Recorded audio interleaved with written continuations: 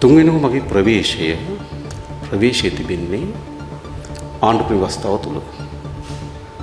මම කිසිසේත්ම මාගේ විධායක බලය හෝ අපි සතුව තිබෙන බලයක් ආණ්ඩුක්‍රම ව්‍යවස්ථාවෙන් ඔබට පාවිච්චි කරන්න උපයෝග කරගන්නේ නැහැ.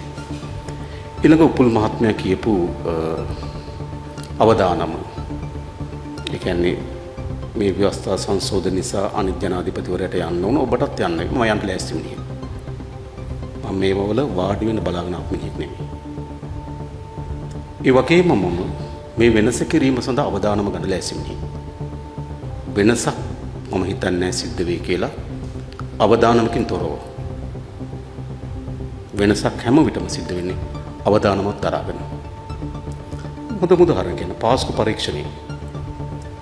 පාස්කු පරීක්ෂණේ දියත් කරලා තිබෙන්නේ බුද්ධි අංශට. මගේ ආරක්ෂාවට වක් කියන්නේ තෝ. මම පරීක්ෂණ යනවා. ඒ තුල ජීවිත අවදානම් පවතින බව මම දන්නවා. නමුත් අවදානම දරා ගන්න නැතුව වෙනසක් කරන්න පුළුවන් කියලා මම විශ්වාස කරන්නේ නැහැ. ඒ නිසා මම අවදානම ගන්න සූදානම්. මේ රටේ ජනතාව වෙනුවෙන් කියලා මම විශ්වාස කරනවා. ඒ අවදානම හැමුවේ මගේ තනතුරු හිමි වෙනවා නම් ඒවා ඉතාම හොඳින් බාරගෙන මට පිටත් වෙලා යන්න ලෑස්ති. ඒකට මම සූදානම්.